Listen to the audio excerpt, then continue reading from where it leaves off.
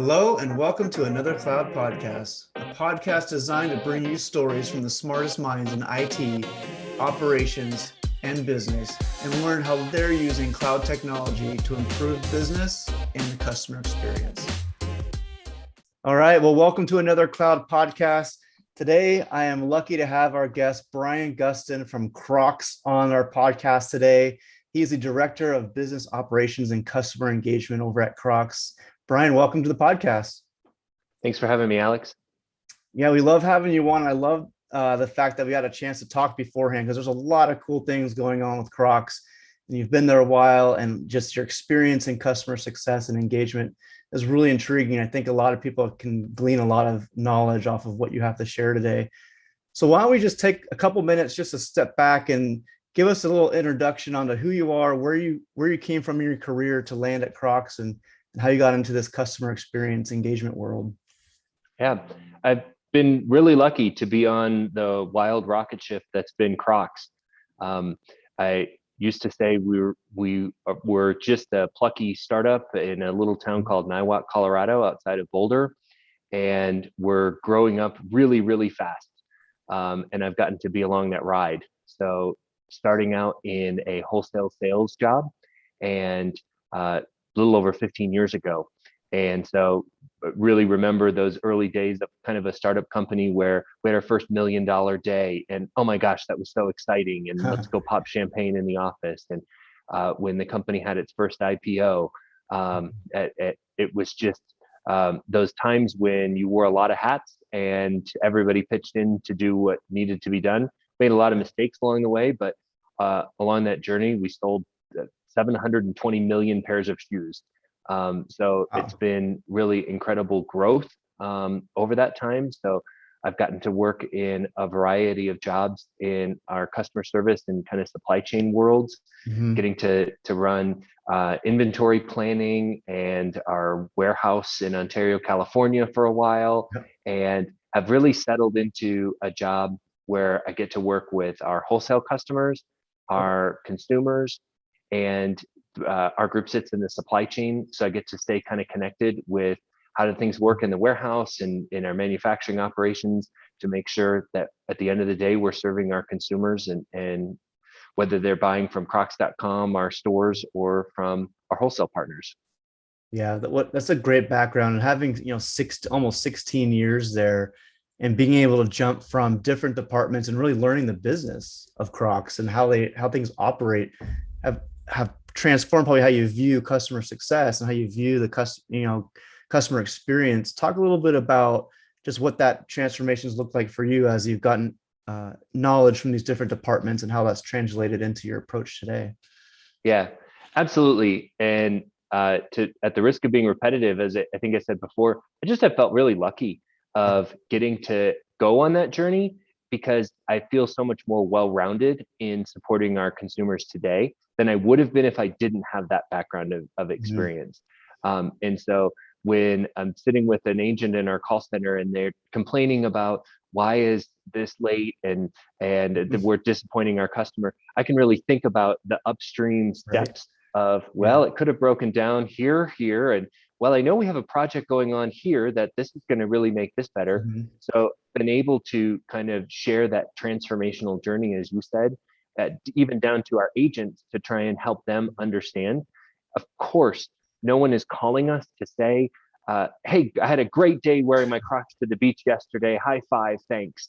And while we do love, and we get letters from especially kids that talk about how much they love our product, we deal with the complaints. And so on that side of it, getting to understand both where we've come from and where we're going on that journey to help our agents and CSRs understand this is what the future's gonna look like, and how much better it already is. So it's fun to get that full perspective.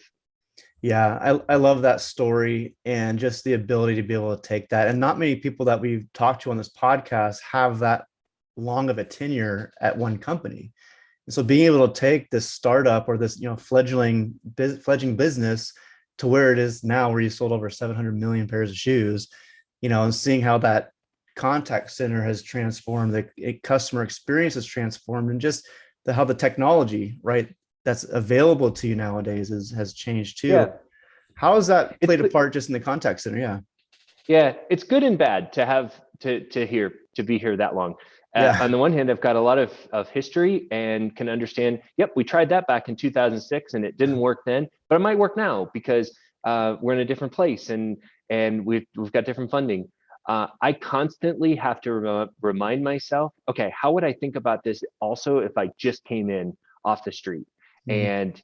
and have to challenge my team sometimes too. Of just because we've tried it before and failed doesn't mean it isn't a better time to try it now, or that with different resources and Right. opportunities that we could do it. So from our call center, we've gone on a real journey of what started as just a couple of agents. Oh, the phone's ringing. We got to bring in more bodies, and we just got to Mhm. kind of grow it to what we have now, working with a partner where we have a 24/5 operation and are really trying to have a follow the sun model. Mhm. So we're located in Eastern Europe. And so Yeah. while we can have folks that are answering calls from English speaking customers from all around the world, and are able to have that center open 24 hours, Monday through Friday, helping our customers on what originally was just, hey, we got to make sure we're answering the phones, to obviously email is a part of our call center, but our live messaging, helping customers either on chat through the website, SMS, Facebook, WhatsApp. That's our fastest growing channel. And Yeah. we even look at the heat maps of the times when customers are talking to us. Yeah. And it's happening from 5 to 9 o'clock East Coast time in the US. So Yeah. it's folks are lighting us up as they're shopping, maybe on their couch watching Netflix Yeah. and Crocs shopping, and getting help on whatever's going on their purchase journey with us. Mhm. And it's cool that the technology has evolved and our ability to really work globally, and have the resources to help customers around the world at any time of day has been great. Yeah, what's really interesting is as our mobile technology has grown, right, from the iPhone 2, which was 2G technology. You couldn't, how many apps did you have on your first iPhone, right? There's none, just your music, to where we're at now. So I see that it's kind of like the users are pulling companies in the direction of how they want to be serviced. With that mobile technology changing so much, it's allowed the contact center to catch up and to take those technologies and those ways that customers want to be interacting with their brands that they work with. Definitely, it's really incumbent on companies to listen. Our motto as a company is "Come as you are," and our mission statement is for everyone to be comfortable in their own shoes. And so, how I translate that in Yeah. customer service is, I tell our team we need to be as comfortable of a service experience as it is when someone's experiencing our product. And so that means meeting them where they are on their mobile device, trying to make it as easy as possible for them, and in whatever channel they want to contact us in. So we've really tried to be democratic and listen to Yeah. what our customers ask for in that respect. Yeah. Going back to how, when you're expanded globally and you have this 24/5 support model, and starting from where you started with just a couple agents and growing from there, how is the experience of growing to an international contact center support model from when you just had it US based to that expansion globally? How lessons learned, things you would tell to another contact center leader, like, hey, don't try that or do it this way, things, lessons learned and things like that. Yeah. So for us, especially working with a partner and just stepping foot in Bulgaria for the first time, for me, it was, okay, well, there's a level of culture shock for me to experience what it's like here, but I could also see the signs of Western culture everywhere. Okay. And of course, probably the cliche of there used to be a McDonald's in every corner of wherever country you were at. Well, now it's Starbucks, of course. Yep. And so you see the Western brands and the Western pop culture and entertainment. The agents wanted to talk to us about it. They, when they found out, oh, you like basketball? Oh, wait a minute, you're from Denver. That's where Jokic plays, and we Yeah. followed him when he was in Europe. And so, of course, it made it easy to connect on a cultural standpoint of Yeah. like, okay, this team can understand and talk to an American consumer, Mhm. or whether European, Australian, et cetera. They're really connected to the world in a way that we wouldn't have been years ago. Right. But you bring up an interesting point on the lessons learned. Is the cultural norms, though, are something I took for granted very early on. And so, for instance, in our company, we tried to be very quite open and take the customer's point of view. And even if, quote unquote, that's against our policy or we weren't in the wrong, we want to try and do the right thing by the customer. That's our brand TNA. It wouldn't be Crocs Mhm. if we weren't. Well, following the rules, or Yeah. but that's not the policy. And our agents even arguing with me in training Yeah. of, but Brian, how can you do that? What if they're lying? And me really trying to say, that's okay. Yeah. I would rather err on the side of someone's lying to me Yeah. at 1 out of 10 times, and please those other 9 out of 10 that were not doing anything wrong. They were just trying to have a good experience with our product and our company. And so thinking about it, it's really something, again, if I were looking at a different place internationally, I'd really talk about, okay, what are your cultural norms around trust Mm. and rules? And Yeah. how do we really incorporate that into the agent training? Yeah, and I think you probably saw a lot of that, Eastern Europe, right? German, Swiss, it's very black and white to those cultures or Yeah, how you operate, very engineer, mathematical, and I can and the Western culture is seen as flamboyant and like, hodgepodge maybe, but that's got to be a certainly. huge change. Certainly, and where we are at former communist country that's joined the EU, trying to embrace Yeah. what we kind of think about as Western norms, it's for you could still see some of that kind of tendencies in Mhm. thinking of the should you trust the individual or not. Right. And so it was an interesting lesson for us to learn through that. But of all the things that you could work on trying to do is let's train our team to trust our customers. Right. That was a fun one compared with what could be in many other cases. Would you say so? How long would you say it took for them to kind of grasp that, Croc culture and like trusting the customers, even if they kind of feel like maybe the customer's not being trustworthy, Yeah. letting that go and just, being the brand Yeah. that they want to be? It kind of takes a good month for new agents that come in, even Mhm. still today, as just because they're not used to that. Mhm. And they're used to thinking like I'm enforcing the policies, and or I don't want to get in trouble. Yeah. Well, maybe I could do this, but then am I going to get in trouble from our quality control? And it's actually the more funny thing is our quality control has really had to be 180 of actually we want you to be more trusting and forgiving and break our rules, be the Yeah. hero to the Yeah. customer is how we've had to try and retrain the mindset really. Yeah. No, it's a great lesson to be learned, right? Especially for a retail brand where you have a lot of, call them influencers and people that are collaborators that you just want the brand image to be a certain way. And so if one of them breaks and they want to say as a manufacturer malfunction when really their dog bit it and ripped it apart or something, it's just taking them for their word, sending them a new pair, whatever it is that you guys do. But I think that's great. Switching gears a little bit, we talked before this podcast about what you guys are doing, philanthropically and how the pandemic has really changed, your culture within the company and what you guys are doing and how you're supporting just the frontline workers and whatnot. Let's talk about that a little Yeah. bit. Yeah, it was a really cool story. Obviously, a lot of companies had to really rationalize very quickly what it was the pandemic going to mean for their business. Mhm. And of course, the company had a corporate strategy, both offense and defense, of what do we need to do to manufacturing to support our team members.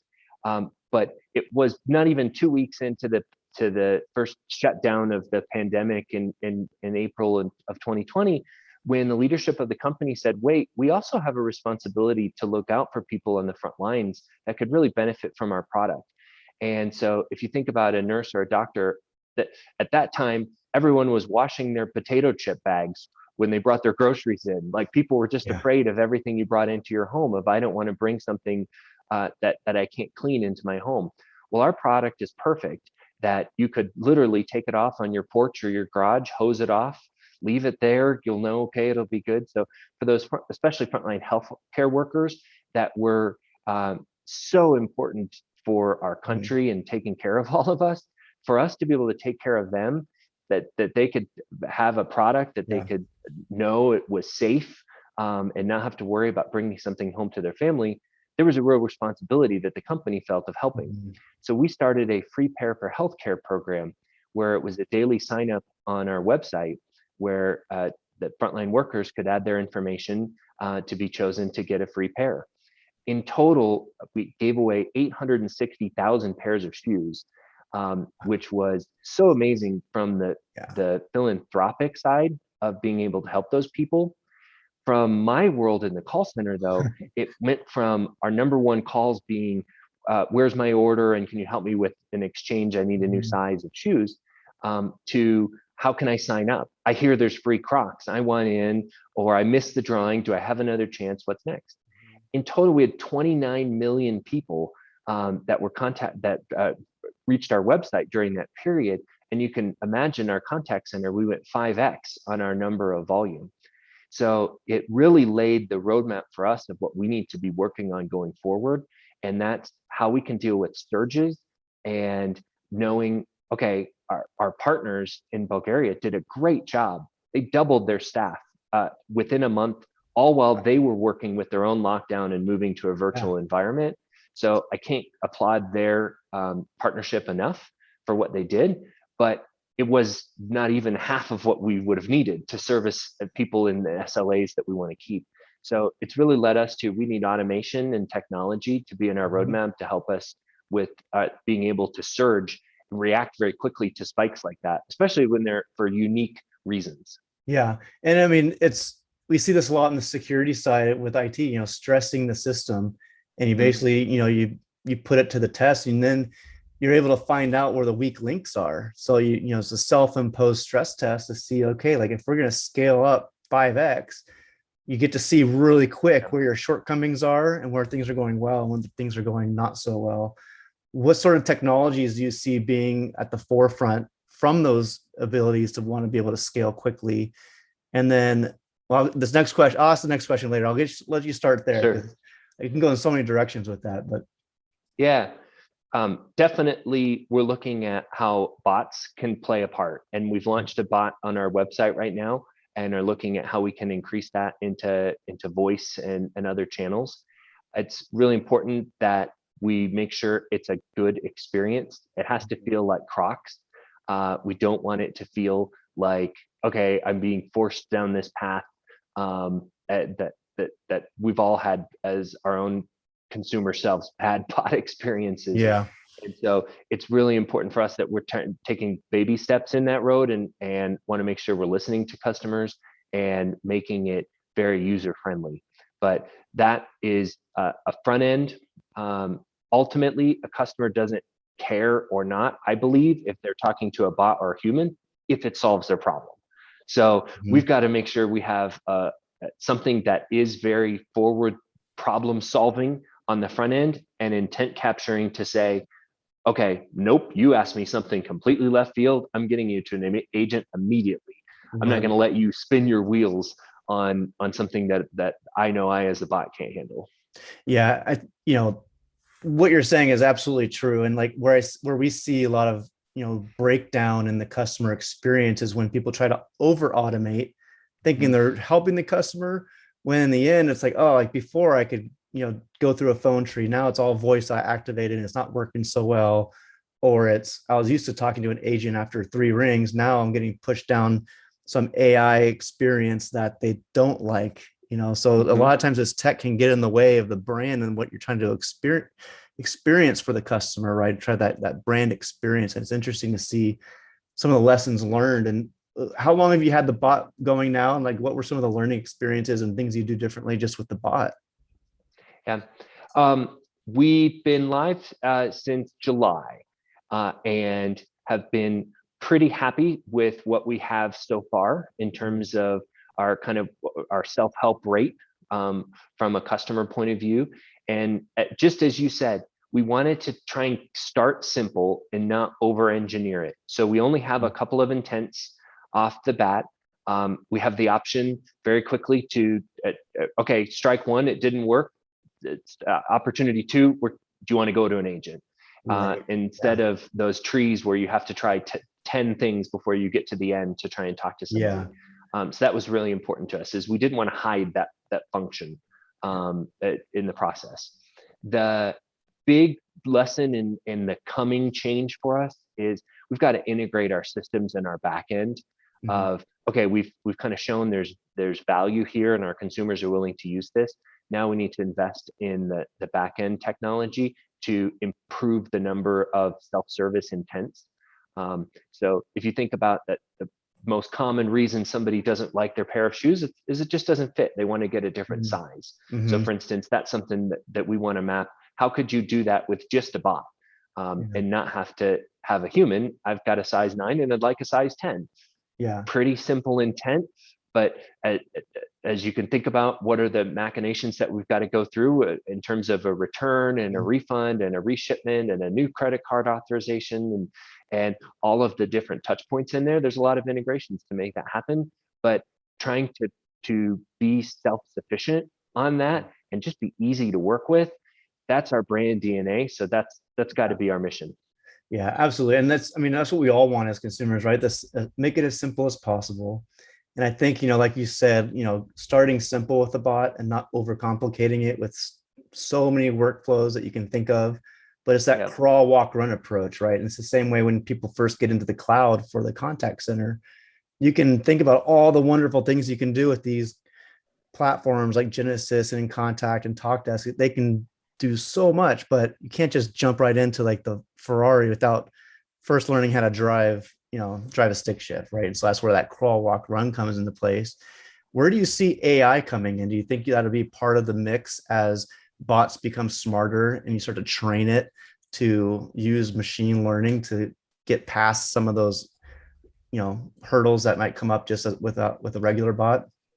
Yeah, I think definitely on how we can try and train our bots to understand the customer's intent and questions that they're coming back is going to be really important. And just in our couple of months of being live, it's very clear. Well, that's easier said than done.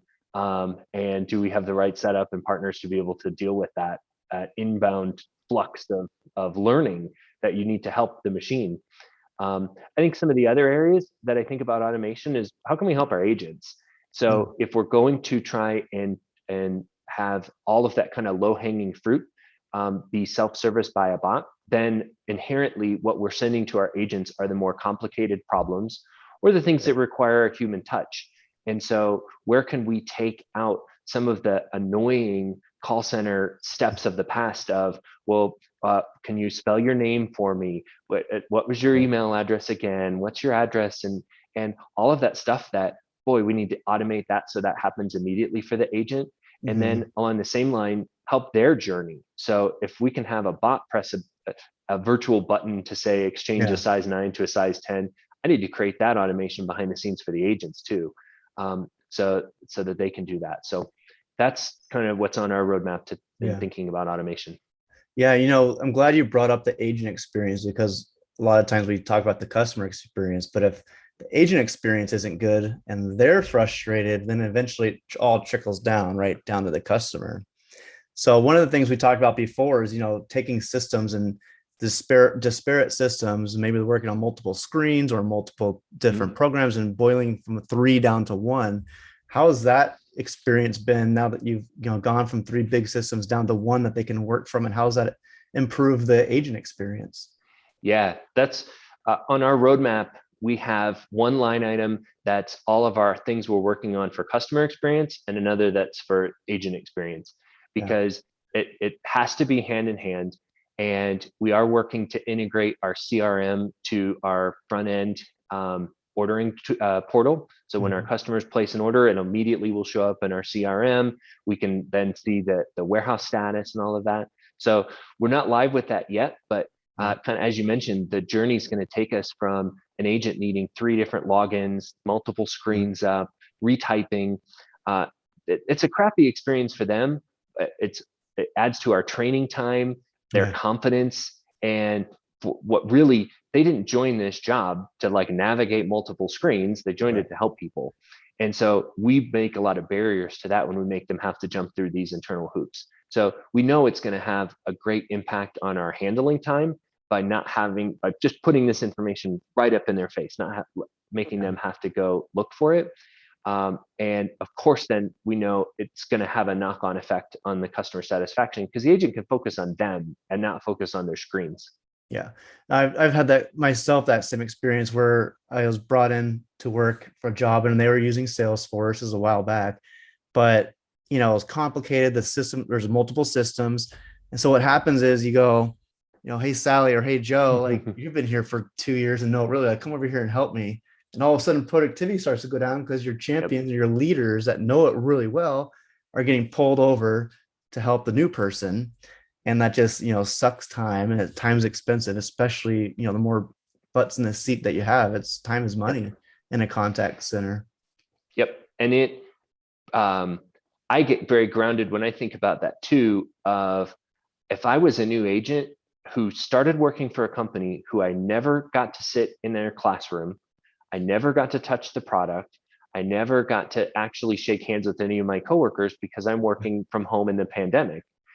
Sally Yeah. is, yep, she's a Teams message away to try and ask her those questions. But while I'm on the phone and trying to be confident and project to the customer what I'm doing, I don't have a Sally that can get over my shoulder as Yeah. quickly. So we've really left them on an island. And so that's, again, part of that automation of, can we take Yeah. advantage of some of the evolving tools of the bot still listening while the agent's taking the call and Mhm. giving recommendations for the agent on the next steps too. How do we simplify the screens so that they don't have to look at 27 things on all Right. corners, but we're really surfacing, okay, the customer said it's an exchange. We're going to show you a screen that's really formatted just for the relevant information about an exchange. Or you can say, no, you didn't hear that right, bot. This is about something completely different, and Yeah. quickly pivot out of there. But that's the vision that we're working toward. Yeah. And I think, whether it's the customer experience or the agent experience, it's almost like we have to take Apple's approach to it, right? Make it so stupidly Mhm. simple, right? That's why everyone loves Macs or Apples that are very Yep. intuitive. Your kids can get on it immediately and start swiping and knowing what things do. And that's where you need the agent and the customer experience being, is just extremely simple. You mentioned the onboarding during the pandemic, and this has been a challenge for a lot of companies that we've talked to. What were some of the wins and I call them like challenges that you face, like your Belgium team having to ramp up during giving away all those pairs of Crocs to the frontline workers and having to train people and get them up to speed remotely? Yeah, it big challenges. And as I said, I really applaud our team that was able to do that very fast recruiting, Mhm. and the really care for the agent in it, and really trying to pivot of, all right, we're gonna do a virtual interview, you're gonna come in, we're gonna have a box for you that's your kit of your workstation. It's going to have instructions for you to be able to take it home, and here's the number you can call if you have trouble. And once you get set up, this is your classroom time that you're going to log into the virtual classroom. And they really did a great job of quickly ramping up into that. I think for us and a lot of companies, I think the challenge is, all right, from the initial days of people kind of resettling into routines and what jobs, and as certain in-person things went away, now it's, okay, do you have the labor pool available to you? And Yeah. that's certainly been a challenge to think about. Okay, if we needed to double in size again, how would we be able to do that? Mhm. I don't know. And so that's what's driving the bot, Yeah. the evolution to need to be part of it. Yeah. We hear, all the time about how companies are having a hard time filling seats, filling spots, whether it's a contact center or just restaurants and hotels, because people are, in America, still on unemployment, and they're making $19 an hour on unemployment right now. And so that's been a challenge. And then just the competitiveness of the market for when there are openings, and Yeah. other And that's where it's really, as an employer, you really have to think about that agent experience, both just what does it mean for them to take a call, but what does it mean to work for you, for your brand, for your contact center, because they're going to have a lot of other options. Yeah. And it's not just to say, oh, well, we have a great company culture, they'll stay for that. You have to be thinking about all of the reasons why someone is thinking about working for your company and staying with your company, and constantly thinking about that. Yeah, no, absolutely. So switching gears a little bit, and we're, as we get kind of closer to the end here, we talked about collaborations before, and we were joking around on a pre-call about, Lightning McQueen and Bad Company and just all the different partnerships that Crocs have. Talk a little bit just about the brand and what's new and what kind of collaborations are out there that you guys are excited about or that you're able to share with the audience. Yeah. The collaborations have just added a really new fun dimension to the way that we interact with our fans.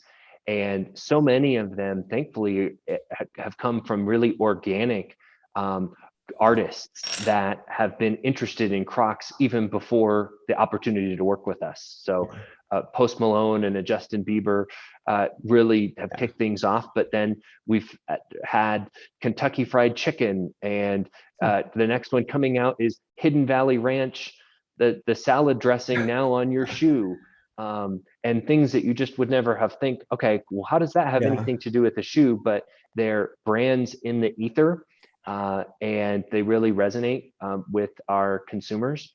And so it's obviously generates buzz and excitement, generates call center demand of people wanting to know, when is the next one? What can I get? And so we've really seen great momentum from that.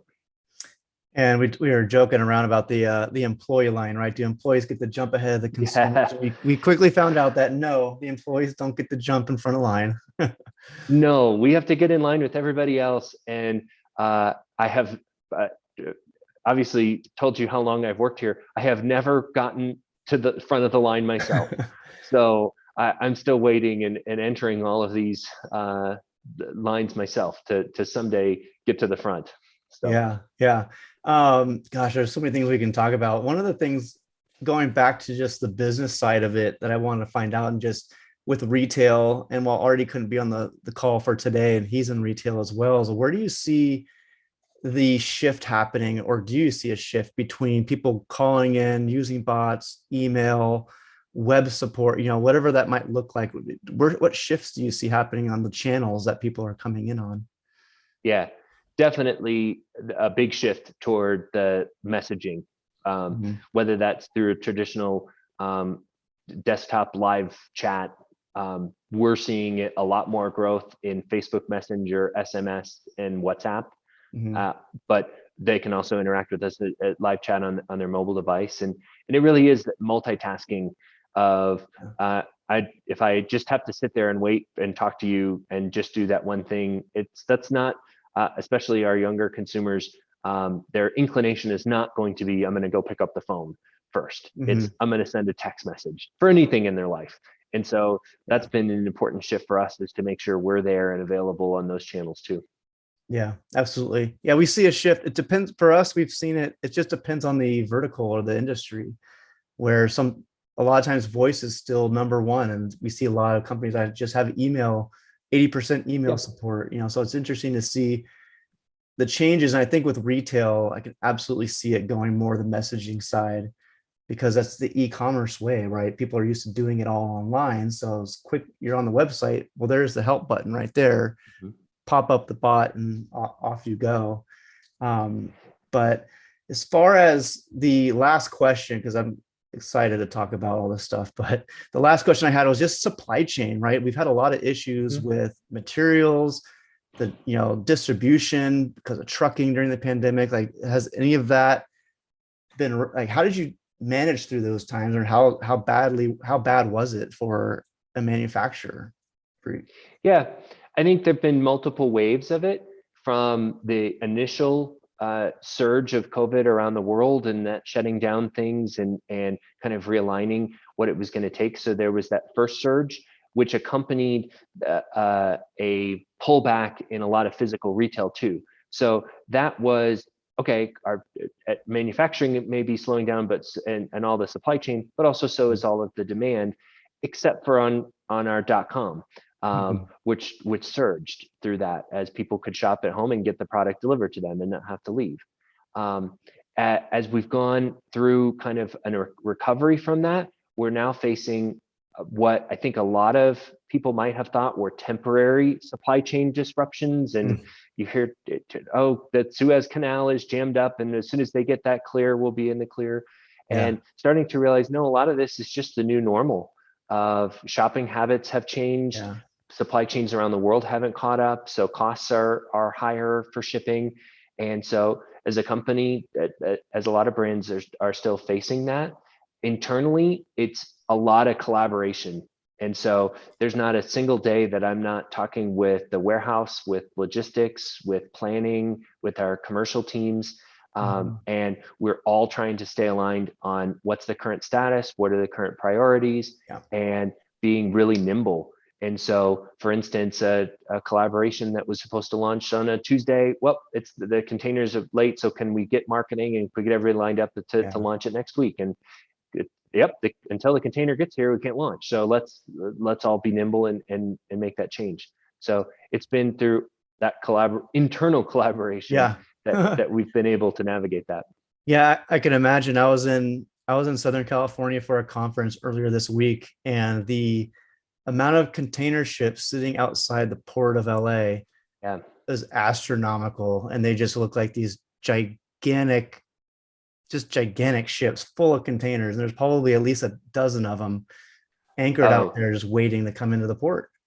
4x that. Last week was the record of number of containers. So we're looking at that on a dashboard every week with a little map that shows here's the total containers, here's the number of them that have Crocs on them. And so it's for someone with a call center customer service background that we're literally talking about what's the status of different ocean liners and different container numbers. It's a different world. We'll probably be in that. And I think ahead to like the upcoming holiday season, if you haven't started, you're going to start hearing PSAs everywhere of shop now for people that weren't prepared. And we just had a meeting the other day of what's kind of our holiday preparedness and what's our shipping timelines to the customers. And I knock on wood, I feel really great about where we're at. And because we've been really proactive, made a plan, and we think we'll be able to really service our consumer demand through the full holiday season. So that's really cool. I'm sure other people are really scrambling on, and what is that going to mean for their contact center demand? But you got to be thinking about it. Because this is kind of a new normal. I was having lunch with my wife today, and we were talking about Christmas coming up. I was like, we better figure it out quick, like for getting bikes or whatever, because they all sold out during the pandemic, and it was really difficult to get bikes and just toys, right, for kids. And like, we got to buy the stuff now because I don't want to have it all run out as it gets closer, just like you're saying. So it's amazing. And I know it helps because you can even translate that message down to your agents, because then they can talk to a customer saying, hey, well, here's what the status is. There's 30 ships sitting outside LA with our product on it. And you can kind of empathize and just say, like, give them like behind the scenes on what's going on in the world and how this is affecting everybody and whatnot. So I think that's great. Absolutely. So one last question, Brian, before we go. Behind you, you've got all those Crocs. Do you have a favorite pair that you wear or that you have? If is one of them behind you, which is your favorite one? I thought that and I don't know if we have it in this room. We did a Grateful Dead collaboration. Which I wouldn't classify myself as a Deadhead, but I thought that those were really the coolest. And LeBron James had a pair, and like it was just like, okay, this is the epitome of cool when like our number one basketball player thinks this product is cool, and I did too. But unfortunately, I'm still waiting for my pair. They're still on a ship outside LA somewhere. Well, Brian, man, thanks so much for jumping on, and I've certainly learned a ton about what you guys are doing. And you guys have a great product, and you're prepared for the future. And I just can't wait to see you guys get to that, billion mark as far as, shoes delivered. So, but thanks for being on this podcast. Thanks, Alex. It was a pleasure. Well, that wraps up the show for today. Thanks for joining, and don't forget to join us next week as we bring another guest in to talk about the trends around cloud contact center and customer experience. Also, you can find us at adleradvisors.com, LinkedIn, or your favorite podcast platform. We'll see you next week on another Cloud Podcast.